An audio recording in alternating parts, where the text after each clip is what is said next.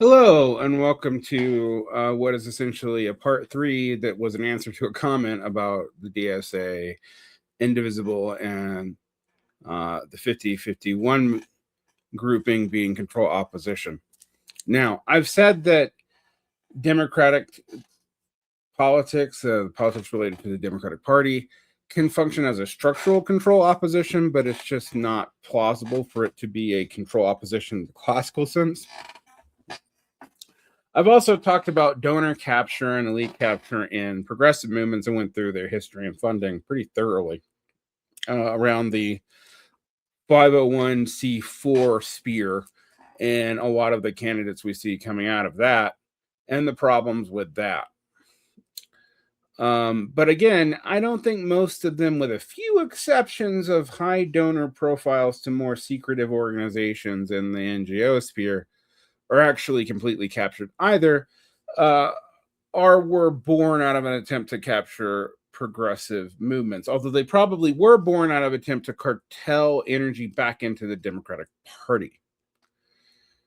Now, that's a structural capture or an elite capture, depending on how you want to view it, but it's not really control opposition in the proper sense. It is in a kind of broader metaphorical sense, but I think we should be very careful using metaphors related to conspiracy theories as general accusations when we actually mean the weaker meaning, which is the more structural capture. And I've done a lot of criticism of the DSA, both in the 13 years that I wasn't in the DSA and now that I am in it. And I am still a little bit not as impressed by Mamdani's recent budget proposals and the fact that a lot of hardship is not going to be fixed by this, and a lot of budget shortfalls are still going to be a problem for him. But that's not today's video. I wanted to talk about the history of the DSA because in the realm of 501 C4 nonprofits, the DSA is actually kind of weird, and its party within a party is both kind of structurally untrue, but the DSA does actually try to run itself as a transparent democratic organization that works as if a party in many ways. It's just that it can't do the same things as a party because of its tax status.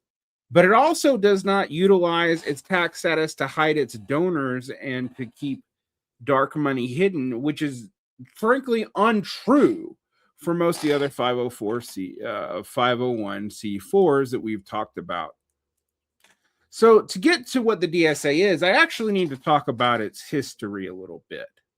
Why I was skeptical of it myself.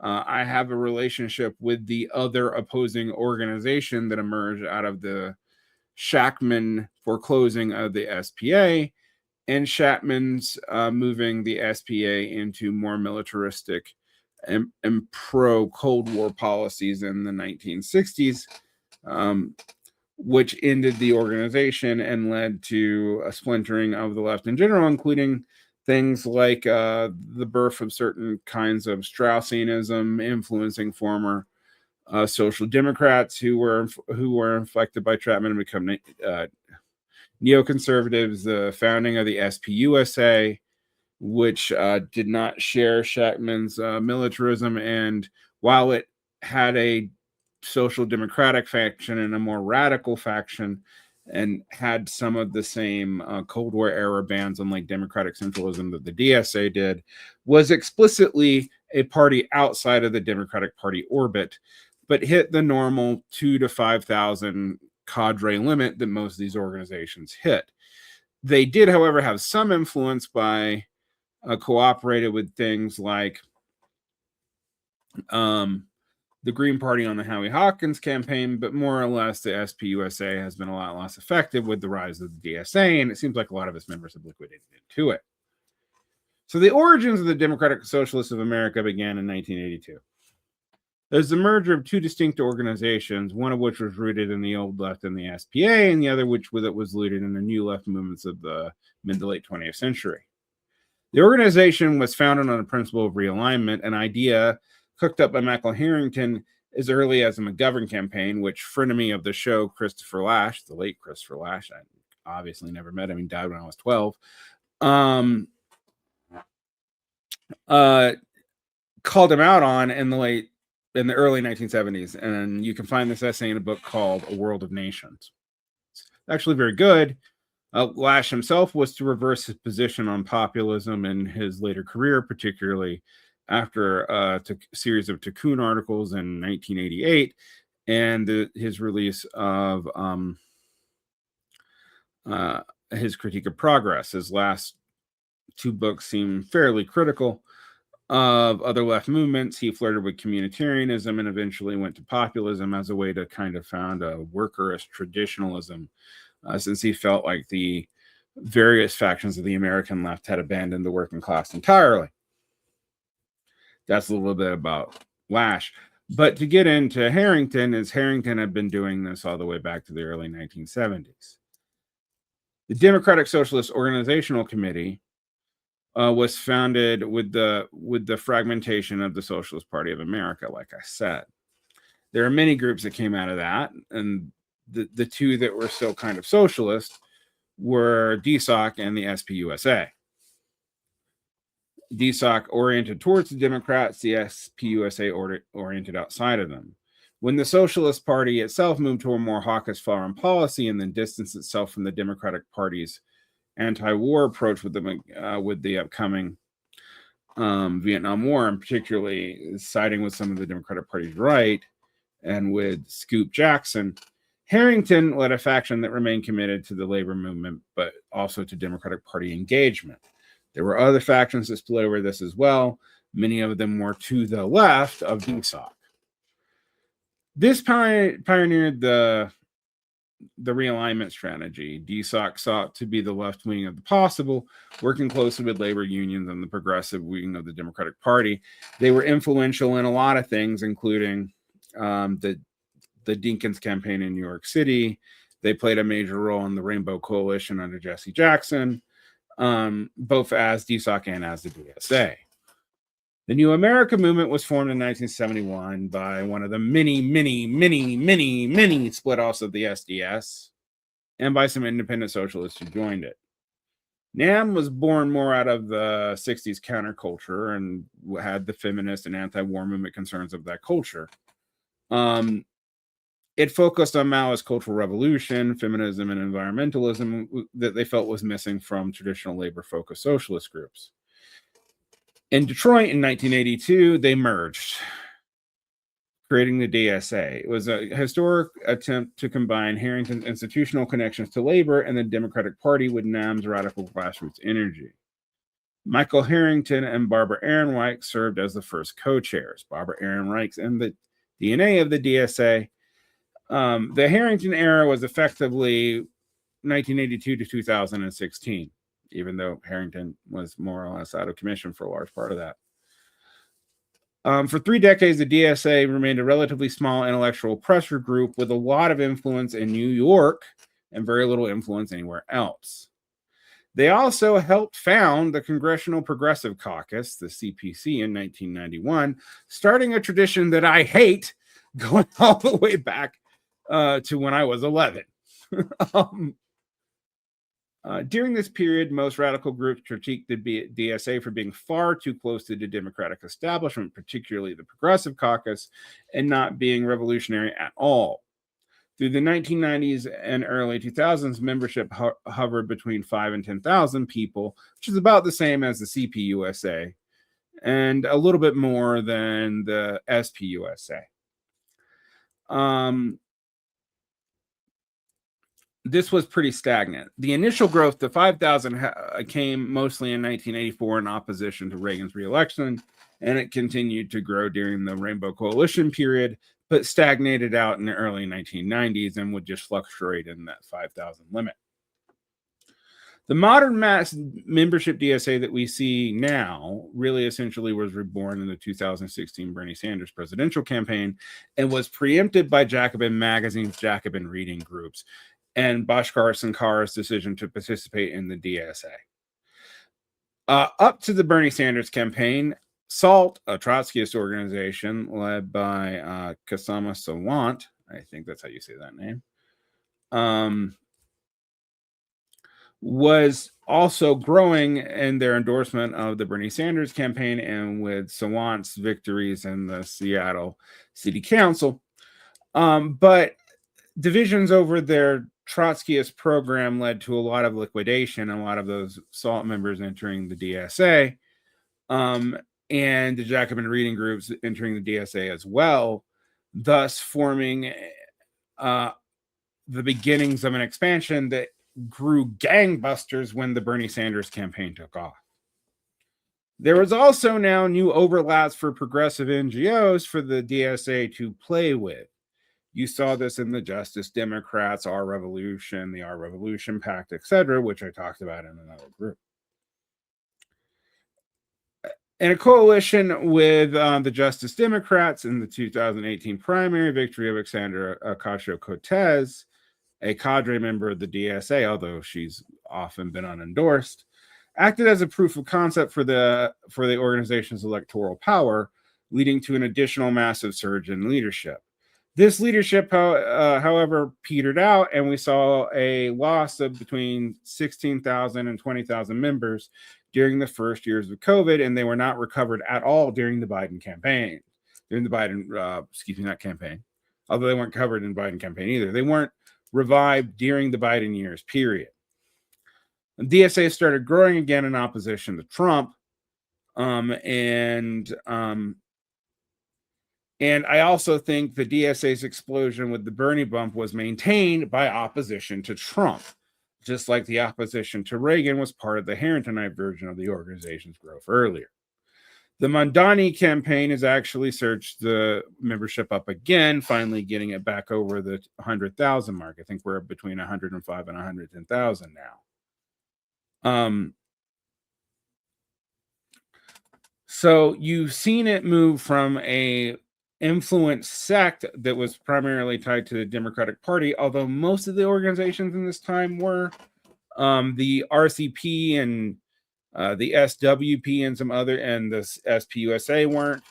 Although the SWP was dying by the 1980s, and then an influx of British Trotskyist groups like the ISO, which had ties to the IST and the Cliffite thing, and had some marginal indirect ties with the independent socialists under Draper, had also come about in the 1990s. But in short, it was a very bad time to be a Marxist of any variety after the fall of the Soviet Union in 1992. So that's my short capsule history of the DSA. Very short, insufficient. You should go read more about it. Now, was the DSA always control opposition? Well, it has always been given to strategic capture by Democratic politicians, particularly around the Progressive Caucus. But there are many things that make it a little bit hard to become just a captured group. The Democratic Socialists of America is the largest socialist organization in the United States, but it is not a party nor a sect. Unlike a traditional party, it is a multi-tendency, member-led nonprofit. It's one of those 501c4s. Man, I hate that number. My dyscalculia kicks in. With a highly decentralized, federated structure, which is weird. And we have to talk about that because it's actually one of the reasons I was so hesitant to join the DSA, is because the national is strong, but the locals are also strong. And they're often at odds because they can't really control each other, and we only really make decisions on the national level through the NPC or conventions. Yeah. At the national level, the national body provides the legal infrastructure, the branding, and the broad political platform for the entire organization. There is no program in the DSA, but there is a platform. The national convention is the highest authority in the DSA. It meets every 2 years and is composed of delegates elected by each local chapter. The convention votes on the national platform, the bylaws, and political priorities. There is also a board of directors of the DSA that is essentially non-political. Essentially political. There's also non-political elements of the national that we can talk about. But the MPC, which is the board of directors, consists of 16 members plus 2 YDSA representatives elected at the national convention. The MPC oversees national staff, manages the budget, and carried out the mandate set by the convention. Since 2016, the MPC has been a battleground between the various caucuses that act for influence in the organization. The caucuses are allowed as part of the multi-faction tendencies within the DSA, but they aren't really super official structures within DSA itself, even though they command like parties within a party, groups within the DSA. Now, the DSA isn't a party. It can spend money like a party, as I've said, and that leads to a whole lot of problems. But unlike almost every other 501c4 I know of, the DSA is democratic and transparent, and they really are. I've been spying on their finances for years, and I say spying not because I have to dig anything up or look at ProPublica articles or go through Influence Watch. I can just check the DSA's various documents to figure it out. Even when their documents contradict their branding statements, it's still public record and they don't hide it, which is something that gives me a lot of confidence that I don't get from other organizations. Now, there are problems with that, and we could talk about the problems with that, but it's something to note.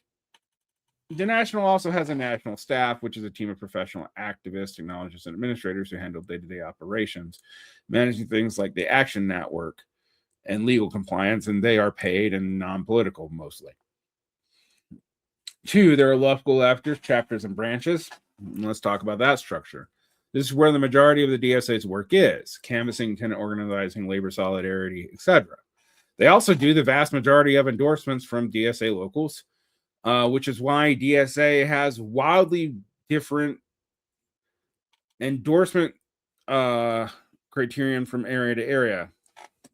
Now, even the New York DSA, which I've been kind of critical of, won't endorse people who don't seek out endorsement, where there are some chapters who will encourage people to vote for people who don't seek a DSA endorsement. It's weird. Chapters have their own bylaws, elect their own local leadership, and run their own campaigns. Although they can't really run proper political campaigns within their own organization with their own organization's money, because the 501c4 structure limits the ability to do so, at least transparently. Chapters can subdivide into geographic branches, such as the Brooklyn branch of the NYC DSA and, the Manhattan branch, to make organizing more manageable for particularly large chapters. This is really big in New York because New York is about a fifth of the organization, as I've said over and over recently. And then there are working groups and committees within each chapter, some of which function under chapter bylaws, some of which are more unofficial, and they can be on things like housing, labor, healthcare, medical, for our electoral politics.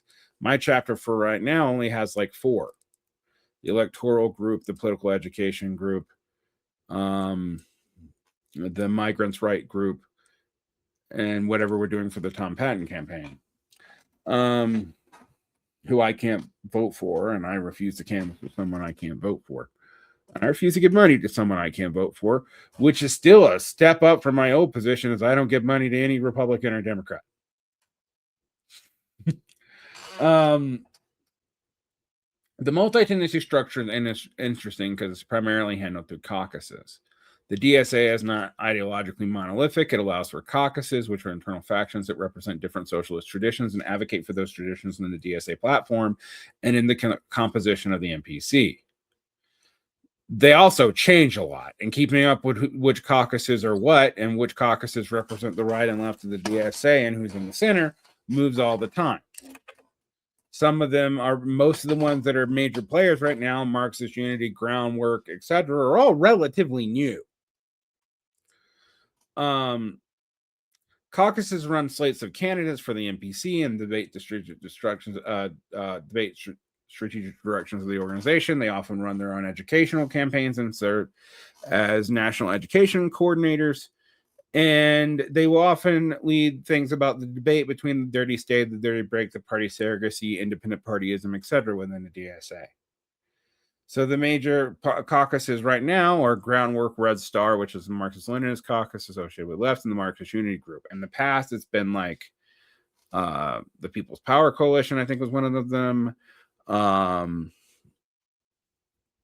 Bread and Roses has been super powerful in the past. Reform and Revolution goes in and out of power,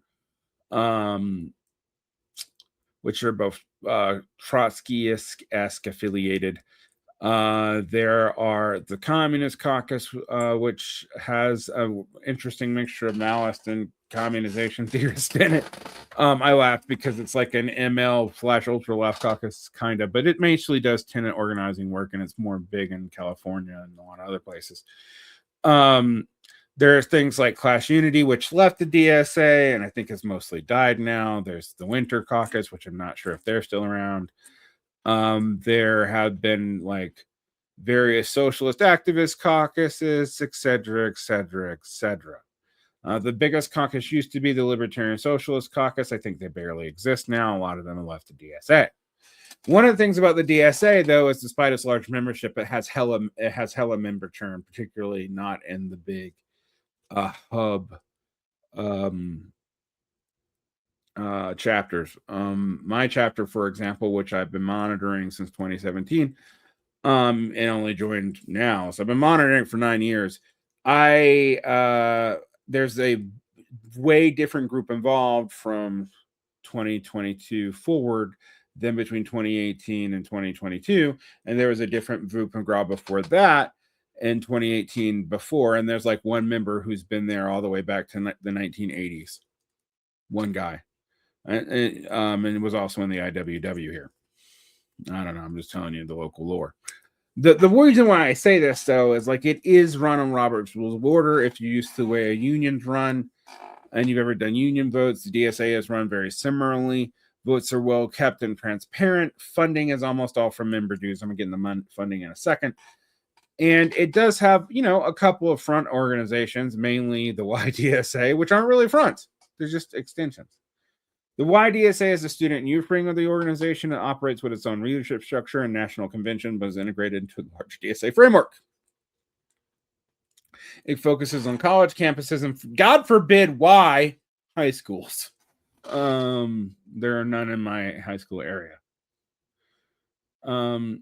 So that's the basic structure. Let's talk about the funding structure a little bit, though, because it'll make things make more sense to you about why I'm a little bit more defensive of the DSA, even if I think it makes a lot of game theoretic, tactical, and even pretty profound misunderstandings of socialism. And I've been skeptical of the Bernie Sanders campaign since 2015. And Saint Bernie is not the same figure to me as he is to a lot of other people. And I basically was antagonistic to the DSA until very recently, and I'm still kind of antagonistic internally. I cast a lot of losing votes, and I won't vote to endorse anyone. I wouldn't even vote to endorse me, because I think you get into trouble if you don't have the capacity of an organization to protect your electeds, and that creates a strategic shift that makes it not as functional. I also think the DSA has a problem of too many media figures. I say ironically as a media figure, but I was a media figure before I was in the DSA, motherfuckers, so you can't say anything about that. So let's talk about how it works.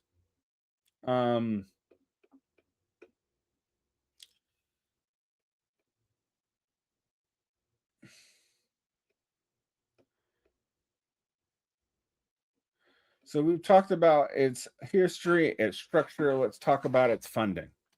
The Democratic Socialists of America operates on a fundamentally different financial model than groups like Move On and the 1630 Fund, or even the 5051 decentralized, whatever that is, which is similarly decentralized to like Black Lives Matter, or all the other 501c4s that are really like ways to hide money. Et cetera, et cetera, et cetera. While these organizations rely heavily on large anonymous donors and foundation grants, the DSA is primarily member funded, which means that it often has less money than even much, much smaller socialist organizations who have more opaque financing structures. I'm not going to mention names, but you can probably figure out some of the big ones. And if you've ever wondered how they have money, I don't know either. Some of them that won national campaigns that have millions of dollars behind it, but don't have millions of members, have always baffled me. But anyway, Membership dues are the primary source, and it leads to a problem in the DSA. A few years ago, the DSA was running out of money because its membership was declining. This was particularly true during the second half of the Biden administration. The vast majority of the DSA's national and local revenue comes directly from its members. It has approximately 105,000 members right now. As of early 2026, before the Mamdani win, they had about 80,000 members. It has been as low during the Biden administration, I think, is around 70,000 members. And one of the issues is you're still considered a member for like a year after you leave, after you stop paying dues, so that you just become an inactive member, and it takes a long time to get off the rolls. I've actually joked that being ex-DSA is like being an ex-Mormon. It takes a while. And if you don't get that joke, you don't know much about local religion. Solidarity dues are encouraged. Members are encouraged to pay income-based dues, typically suggested at 1% of their income. I pay more than I pay less than 1% of my income, but more than most things. I think I'm around the sustainer level. But dues can be as low as $20 a year for the YDSA and students, $27 a year for people with low income. Sustainer level is usually about $200 a year. It might be a little bit more than that. Due sharing means that a portion of the national dues are shared back with local chapters to fund community-based organizing and socialist night schools, etc. And I'm going to talk about that in a minute. It used to be about 15%. Now there's like a sliding scale that's higher. I'm going to talk about that. That's changed. I did a podcast on this like 5 years ago, and the stuff I've mentioned has changed since then. For electoral work, the DSA uses state and level political action committees because, yes, they too have PACs, such as DSA for the Mini. They do the whole crowdfunding as mutual aid thing that I hate, but their electoral funding is characterized by high volumes of small donations rather than large corporate or billionaire checks, although every socialist organization and progressive organization claims that. For the DSA, it is actually mostly true. The median donation is about $50. DSA rarely gives money directly to candidates' campaigns' treasury because legally they're kind of prevented from doing a lot of that. But they can use their funds for independent expenditures, such as buying flyers, hosting phone banks, organizing door-knocking operations for endorsed candidates or for cadre candidates who are just endorsed candidates from the DSA itself. The DSA fund, which is an educational arm, is a 501c3. MoveOn.org, and there's a bunch of organizations that have this tripartite structure, right? Which is a nonprofit that focuses on political education and media. Unlike the main 501c4 advocacy group, this arm can receive grants from philanthropic foundations and sometimes does, but these funds are restricted to educational projects, documentaries, documentation, and training programs. They cannot do direct political lobbying or even advocacy. And they're pretty good about it, actually. I mean, like, the DSA has not had financial scandals. Believe me, if it did, Canary Mission and KeyWiki would tell you immediately. So its funding is mostly bottom up. Its primary source are actual members. And it has very few dark money opportunities because it has both member-led audits, PAC filings, and open finance books, which is almost unheard of on the socialist left. While there are critics that try to link the DSA to the various Soros foundations, the organization's public financial records and internal debates consistently show that there are no major donations from like the Project for Open Society or any other Soros grouping or fund. The group famously values its independence, although not independent enough to break from the Democratic Party as they want it to. But nonetheless, it is trying to prevent donor classes from dictating the party platform or for having the patronage problem where hidden donors do it, which is a problem I've run into a lot in the sec form, and I can talk about it on another day. But that's easier to do real control opposition and capture in. And I'm not here to fed jacket sex because most of them are legitimately crazy, but they're not doing that. Now, the percentage of the dues shared with the local chapters is a frequent site of debate within the DSA and is subject to internal democracy. As of right now, There's a due share model that shares between 20 to 25% of the national dues of local chapters, though the exact figures depend on chapter size and the specific dues program. The current tiered model that the national DSA uses, as of, I don't know when the last convention, I think, means that 30% of average monthly dues for the first 50 members, 25% for 51 to 200, and 20% for every member over 200. But then there is a strong encouragement for solidarity dues, who opt for 1% for the 99% program, a portion that is automatically earmarked for local chapters. I actually do this. I give like $4 a month to the local chapter, which the organization credits with helping stabilize chapter budgets during the membership fluctuations crashes between 2022 and 2025. There is a movement within the DSA called the 40% movement that says that more than 40% of the work are done by the local chapters, and that many large organizations should get an increase of their share, and not only small organizations. This is particularly popular in the NYC DSA. I wonder why. And in Metro DC, it also has some things in Chicago. A recent convention resolution proposed to transition to a 40% due share over a 2-year period, but proponents argue that local chapters as a primary do the primary work and actually do a lot of the endorsements too. So both base building and canvassing for candidates goes through that. The counter argument is that the 40% share could bankrupt the organization, particularly the national wing, and would cut funds to technological infrastructure and the YDSA. There is a push for additional local dues, which are low. Many chapters have them, and they're often not even totally, mandated. 100% of these funds stay with a local chapter. My chapter does them. I pay a small amount. It's not mandatory. Now, I want to talk about due shares. So, if you want to talk about due shares to locals, for example, the UAW, and I'm just going to talk about labor unions because this is more a comparison. The UAW dues that you pay to the union, about 38% would go to the local. DWA, about 6% goes to the local, et cetera, et cetera. Now,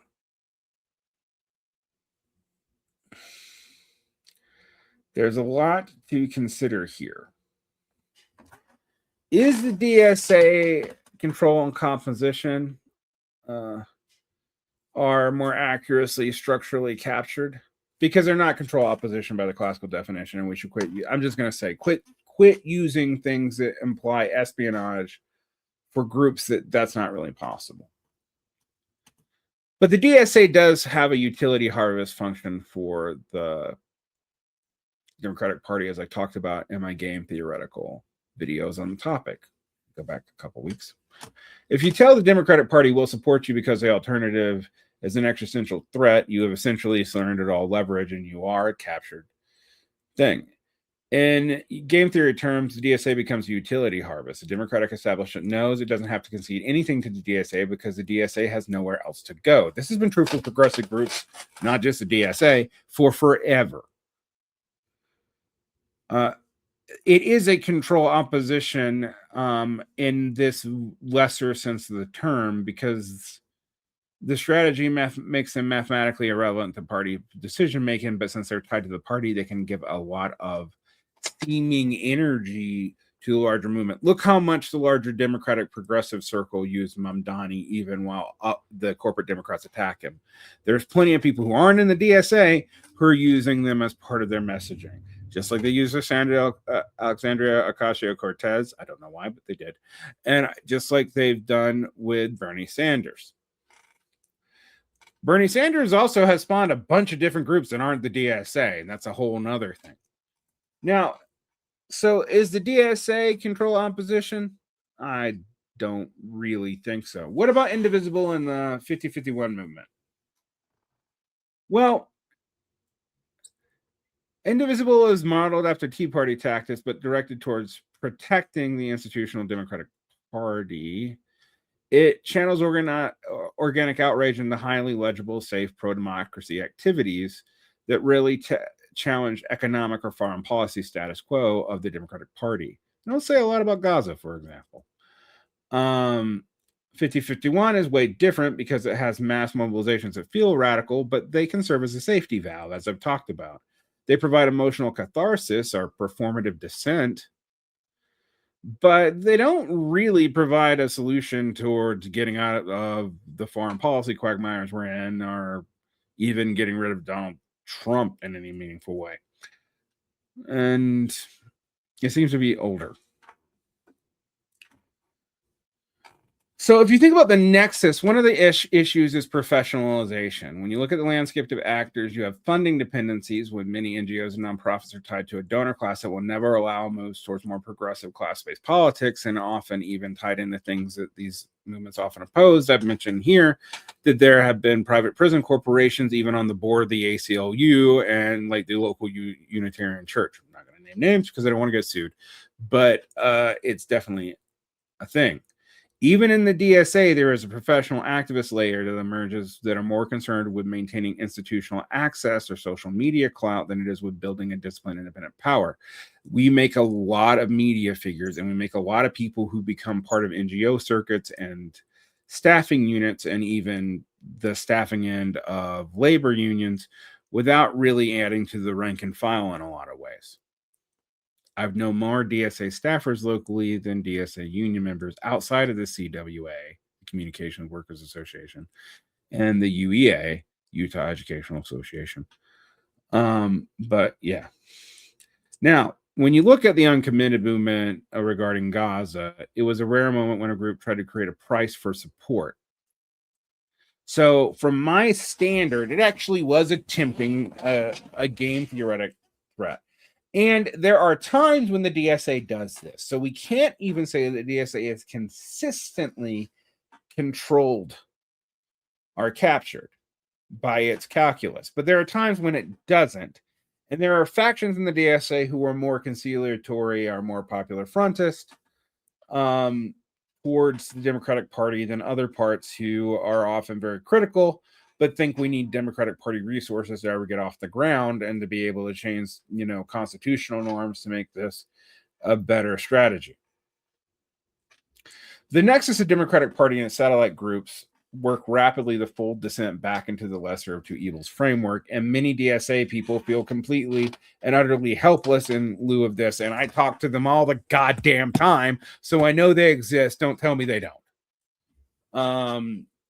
In fact, while the DSA's rhetoric has gotten more principally Marxist over the last few years and more radical in foreign policy in many ways, particularly after the Gaza situation, there's a lot of anger over the railroad strike shenanigans. There's definitely a lot of anger, even at AOC, over her Gaza shenanigans, anger at Bowman, etc. There's also just a truth that the DSA has a harder time protecting incumbents than other organizations do, because if you don't have a lot of money, because you're funded, and you tend to use your money that you take in, even if you use it relatively well, it means that you don't have a ton of ways to protect incumbents, because money's going to matter a lot more than feet on the ground, unless you are trying to discipline in through primaries, which the DSA sometimes does, but not always, and definitely doesn't tend to do toward people it is priorly endorsed, even when it removes the endorsement. Meaning there's not much of a threat. There's also not much of a gain after the initial engagement with the DSA, and Ryan Grimm's reporting on AOC makes it very clear that they understand that. But let's talk about this in another way. Groups like the Uncommitted Movement and the DSA are limit setters. They define the boundaries of acceptable dissent. If you stay within the indivisible framework, you are engaged. If you stay in the DSA, you are more radically engaged. If you move outside it, you are spoiling or irresponsible, even though that ties you to the essential problems that we move here. If you don't have the ability to walk away or impose a cost, an opposition group is just a sub-brand of the very power structure it aims to oppose. And that's true in the Popular Front. That's true with the DSA insider-outsider strategy. And oh my God, is that true in the other progressive movement NGOs that we're talking about? but they are not controlled opposition exactly. They're not even completely captured. A lot of the dissent in radical politics is organic and real, and any socialist is going to have to deal with it. Dealing with it is why I joined, because I've bitched at DSAers for years. A lot of them agree with me on 90% of the things that I say. Now, I don't change votes very much. I get very frustrated with even the technological communications of the DSA. And it seems to be a movement that really doesn't work well with people who have a lot of, ties and jobs and family. A lot of the people I deal with are much younger, which is to be expected. Part of the churn of the DSA is that people kind of grow out of being able to go to socialist night school every once a month and go to long meetings, run Robert Rules of Order, and to canvass for candidates every couple of election cycles and make big deals about endorsements, but see none of their policies implemented. After all, even Move On has talked about Medicare for all for a long time and never done anything about it. And when the DSA had a choke point, and during COVID, they didn't have the power to do it either. Even though they did talk about it, I won't say DSA activists didn't care. They did, but they didn't have the power in Congress to pull any stuff. So when you think of this as a principal agent problem, it makes more sense than talking about it as control opposition, although a principal agent problem can look like control opposition. And so if you think I'm defending the DSA, then fine. If you think I'm condemning it, then fine too. I'm doing both. It is a truly democratic organization, but one that is tied up in the NGOs like everything else in this milieu. It also has a lot of sectarian habits from sects that liquidated into the DSA. So you get all the fun of the old new left and all the fun of the quasi-progressive post-Bernie left and a lot of meetings.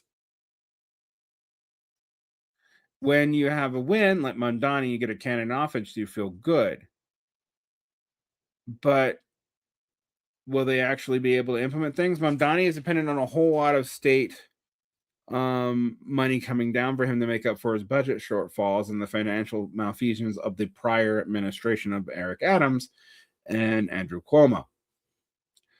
That's going to limit his ability to expand things. And the idea that we should be dishonest about that and pretend like everything's going to be hunky-dory in a declining economy is going to be very hard for a progressive mayor who can't deliver. Ask Brandon Johnson, ask Dennis Kucinich, ask many such cases.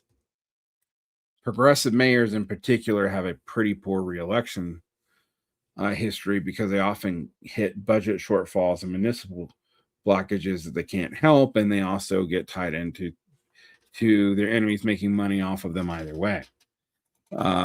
I gotta say that Mamdani's been better than I expected on a lot of these things, but there's still hard limits, and you're gonna have to talk about it. When the DSA is just spreading the positive all the time, you're gonna have an issue when the austerity from above hits, which it most likely will. The concept of a control opposition is a staple of political theory and sociology. It is often used to describe a situation where the leadership of an opposition movement is actually subverted or managed by the very power structure it claims to resist, which I said all the way back 3 videos ago. That is not really true of the DSA, but it also cannot get out of the structural cul-de-sacs of the Democratic Party or the first past the post by party system in the United States. Here's to hoping it eventually can, because without even the threat of actually doing it, it doesn't have a lot of leverage. Particularly since its area is concentrated mostly in areas that are already dominated by the progressive politicians, and thus they don't bring new voters to the board that much. I hate to tell you that's how this is probably going to work.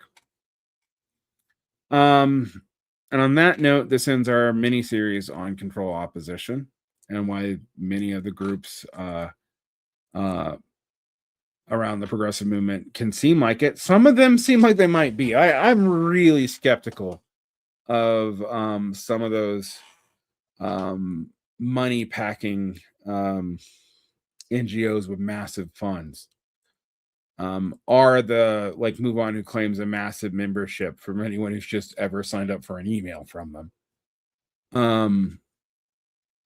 So you're gonna have to figure all that out for yourself and what you think it is. But there is a role that the DSA plays that limits the structure of debate and what's acceptable and not acceptable in left-wing circles, is tying them back to the Democratic Party. And they proved, unfortunately, that their leadership was largely subordinate to the Biden administration from 2020 to 2024 in ways they weren't even really to the Obama administration. Make it that what you will. And by their leadership, I mean their congressional leadership. I don't mean the NPC, which actually got more radical during the same period. In periods where the Democrats are in power, the DSA often is more angry with them. In periods where they're out of power, they tend to grow as an opposition wing of the Democratic Party, but their relationship to the Democratic Party is part of their growth strategy. When Dems come back to power, they'll probably shrink again. We'll see. We'll see how all that goes. And on that note, protect your peace, like and subscribe, hit the bell, and learn something about tax structures and all that. If you're going to talk about left-wing organizing, you need to know it. A lot of party organizations that are sects don't go by any of this logic and operate under some very weird private incorporations. Some of them are LLCs even. So you're going to need to know how all that works when you try to figure out where their money comes from and why it matters where their money comes from. Protect your peace. Like and subscribe, hit the bell. There's more behind a Patreon wall. You can get access for as little as $4. Have a nice